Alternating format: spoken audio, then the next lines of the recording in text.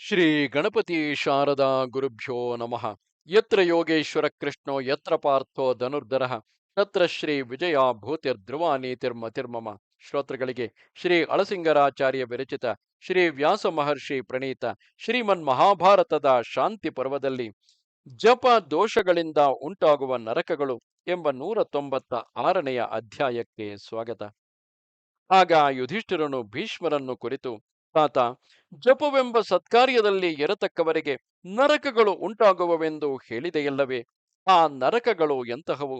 ಅವುಗಳನ್ನು ನನಗೆ ತಿಳಿಸಬೇಕು ಎಂದನು. ಅದಕ್ಕೆ ಆ ಭೀಷ್ಮನು, ಓ ಧರ್ಮಪುತ್ರ, ನೀನು ಧರ್ಮಪುರುಷನ ಅಂಶದಿಂದ ಹುಟ್ಟಿದವನು, ಅಲ್ಲದೆ ಸಹಜವಾಗಿಯೇ ಎಲ್ಲ ಧರ್ಮಗಳನ್ನು ಬಲ್ಲವನು.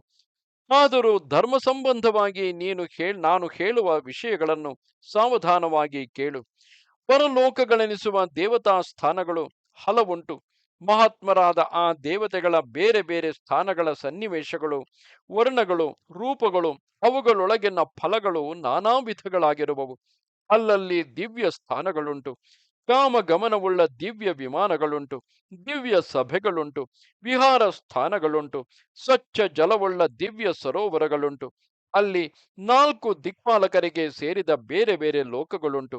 ಹಾಗೆಯೇ ಶುಕ್ರನು, ಬೃಹಸ್ಪತಿ, ಮರುತ್ತುಗಳು, ವಿಶ್ವೇ ದೇವತೆಗಳು, ಸಾಧ್ಯರು, ಅಶ್ವಿನಿ ದೇವತೆಗಳು, ರುದ್ರರು, ಆದಿತ್ಯರು, ವಸುಗಳು ಮುಂತಾಗಿ ಇನ್ನೂ ಬೇರೆ ಬೇರೆ ದೇವತೆಗಳ ಸ್ಥಾನಗಳುಂಟು.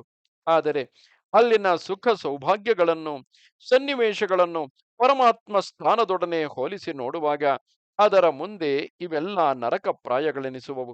ಆ ಪರಮಾತ್ಮನ ಸ್ಥಾನವೆಂಬುದು ಭಯರಹಿತವಾದುದು. ಅದು ಬೇರೊಂದು ಕಾರಣದಿಂದ ಹುಟ್ಟಿದುದಲ್ಲ. ಅಲ್ಲಿ ಅವಿದ್ಯಾದಿ ಪಂಚಕ್ಲೇಶ ಭೀತಿಯಿಲ್ಲ. ರಾಗ ದ್ವೇಷಾದಿ ದ್ವಂದ್ವಗಳಿಲ್ಲ. ಸತ್ವ ರಜಸ್ತಮಸ್ಸುಗಳೆಂಬ 3 ಗುಣಗಳನ್ನು ದಾಟಿದುದು. ಪಂಚಭೂತಗಳು, ಇಂದ್ರಿಯಗಳು, ಮನಸ್ಸು, ಬುದ್ಧಿ, ಪ್ರಾಣ, ಕರ್ಮ, ಕರ್ಮವಾಸನೆ, ಅವಿದ್ಯೆ ಎಂಬಿ 8ರಿಂದಲೂ, ಜ್ಞಾತೃ ಜ್ಞಾನ ಜ್ಞೇಯವೆಂಬ ಈ 3ರಿಂದಲೂ ಮುಕ್ತವಾದುದು. ದೃಷ್ಟಿ, ಶ್ರುತಿ, ಮತಿ, ವಿಜ್ಞಾತಿಗಳೆಂಬ 4 ಬಗೆಯ ಪ್ರಮಾಣಗಳಿಗೂ ವಿಷಯವಲ್ಲದುದು. ಈ 4 ಜ್ಞಾನಗಳಿಗೆ ವಿಷಯವಾಗಲು ಕಾರಣಗಳೇನೂ ಇಲ್ಲದುದು. ಆನಂದ, ಹರ್ಷ, ಶೋಕ, ಶ್ರಮಗಳೆಂಬ ವಿಕಾರಗಳಿಗೆ ಎಡೆಯಿಲ್ಲದುದು. ಅಲ್ಲಿ ಕಾಲವು ಪರಿಪಕ್ವವಾಗುವುದು. ಅಲ್ಲಿ ಕಾಲವು ಪ್ರಭುವೆನಿಸುವುದಿಲ್ಲ. ಕಾಲಕ್ಕೂ ಅದೇ ನಿಯಾಮಕವು. ಮಹಾತ್ಮರಾದ ಜಾಪಕರು ಹೊಂದತಕ್ಕ ಬ್ರಹ್ಮನ ಅಥವಾ ಪರಮಾತ್ಮನ ಸ್ಥಾನವು ಇದೆ. ಅಲ್ಲಿರತಕ್ಕ ಪರಮಾತ್ಮನ ಧ್ಯಾನ ಬಲದಿಂದಲೇ ಹಿರಣ್ಯ ಗರ್ಭನು ಅವನ ಸಾಯುಜ್ಯವನ್ನು ಹೊಂದುವನು. ಕೇವಲ ಆತ್ಮಸ್ವರೂಪವನ್ನು ಹೊಂದಿದ ಚೇತನನು ಅಲ್ಲಿ ಹೋದ ಮೇಲೆ ಯಾವ ಶೋಕಕ್ಕೂ ಈಡಾಗನು. ಈ ಸ್ಥಾನವೇ ಎಲ್ಲಕ್ಕಿಂತಲೂ ಮೇಲಾದ ಪರಮಪದವೆನಿಸುವುದು. ಅದರ ಮುಂದೆ ಉಳಿದ ಸ್ವರ್ಗಾದಿ ಲೋಕಗಳೆಲ್ಲವೂ ನರಕ ಸಮಾನಗಳೇ. ಇದು 196ನೆಯ ಅಧ್ಯಾಯವು. ನಮಸ್ತೆ ಶಾರದೆ ದೇವಿ, ಕಾಶ್ಮೀರ ಪುರವಾಸಿನಿ, ತ್ವಾಮಹಂ ಪ್ರಾರ್ಥಯೇ ನಿತ್ಯಂ, ವಿದ್ಯಾದಾನಂಚ ದೇಹಿಮೆ. ನಮಸ್ಕಾರ.